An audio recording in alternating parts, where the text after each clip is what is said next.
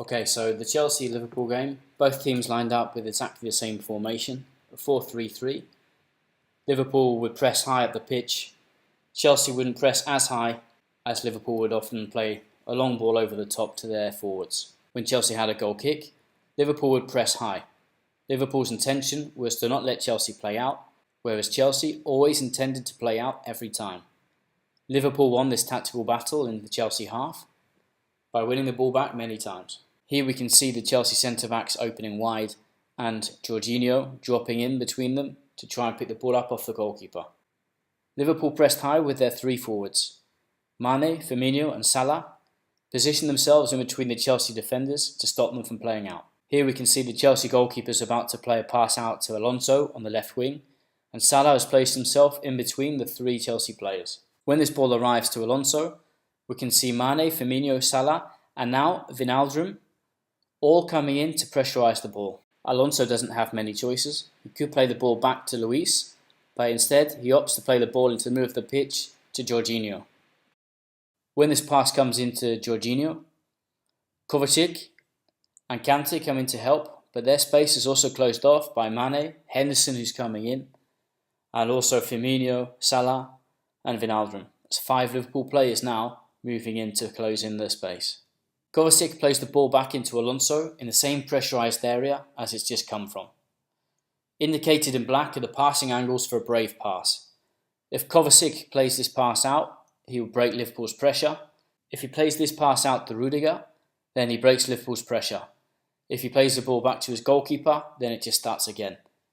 He can't really play the ball into Kante, because if Mane robs the ball there, then the Liverpool are in with Firmino, Salah and Mane. So Kovacic is given the ball to Alonso in a very tough position, and he tries to force the ball through a crowded area of Liverpool players. This pass is intercepted. There's now 7 Liverpool players in the Chelsea half. This demonstrates a clear intention to win the ball back high up the pitch. If Alexander-Arnold plays this pass indicated straight through to Mohamed Salah, then he's effectively through on goal. With Mane, goal side of Kante, and Liverpool have had a great opportunity to score. This is another example of Liverpool pressing high at the Chelsea goal kicks. This time, Chelsea play the ball to the right-hand side, to the centre-back Rudiger, who drops back into the corner flag. Chelsea was set up exactly the same way as the previous goal kick. Liverpool also pressing exactly the same way. When the ball comes out to Rudiger, Azpilicueta and Kante move in to support, whilst Mane, Milner and Firmino close in with the pressing. Azpilicueta gives the ball inside to Kante, who tries to make a pass first time into the feet of Willian. The ball is cut out on the way to Willian by Henderson, and Mane is able to make a pass into Firmino. Liverpool win the ball again high up the pitch. If we look at Firmino's position, if he had held that position where he was, and Mane was able to find him, Firmino would have been through on goal. This was just another example of Liverpool winning the ball high up after pressing the Chelsea goal kicks. On this occasion, it's quite clear that Chelsea were tired of Liverpool's pressing and then elected to play the long ball. So here we can see exactly the same setup from Liverpool, exactly the same setup from Chelsea, but this time they play the ball out long, probably to reduce the pressure and the mental exertion of playing out under such pressure. Here we can see where the ball landed. Interesting to see the statistics in BBC Sport and EA Sports at this moment in time. There was 71% possession in the previous 5 minutes. So it's probably clear that Chelsea were trying to get a rest from playing out under pressure. Liverpool's high press from open play, exactly the same method of pressing. This time there's a pass back to the goalkeeper and Firmino goes into press. Whilst he goes into press, he's also screening off those passes into the midfield area. So he's taking out 2 players with that run. The ball's passed out to Azpilicueta and the Liverpool players close in, like always, to pressurise the ball high up the pitch. Mane, however, doesn't pick up the position which he should, and Chelsea are able to play out through Jorginho. You see there the reaction from Henderson. He's annoyed that Mane is switched off for a moment and the ball's been allowed to be played into the midfield. However, Mane's reaction to this is exceptional. He pressurises from behind and forces Jorginho into a pass.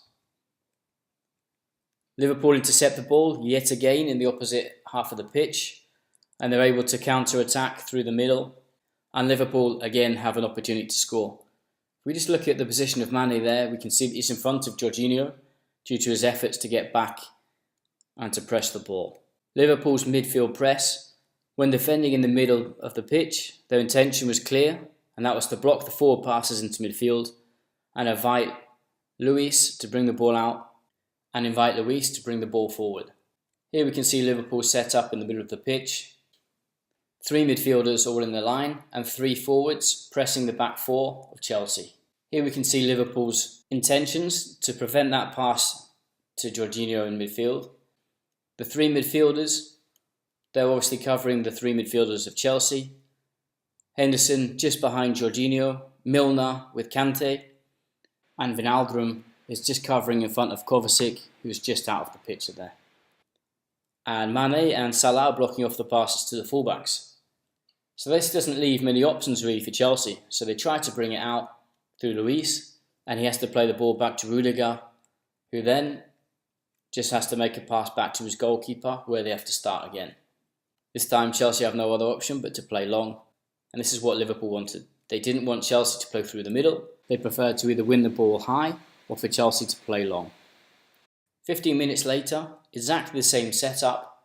This time, Chelsea learned that trying to play through the middle wasn't going to work, as Liverpool are blocking off all their passing angles. And so this time, Luis intelligently plays a long ball over the high line of Liverpool's defence, and they almost score from it. It created a 1v1 opportunity with the Liverpool goalkeeper. Now we're going to have a look at Liverpool's defence in their own half. It's exactly the same method.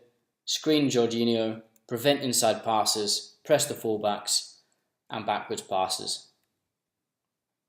Okay, so there we can see the 3 midfielders and 3 forwards. The defensive line's a little bit closer now, but the idea is exactly the same. There we can see Jorginho being screened off by Firmino.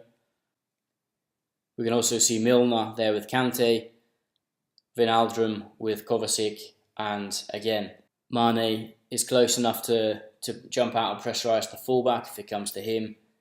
Equally with Salah on the opposite side. Okay, so that's it for the Liverpool's defence in the 3 parts of the pitch.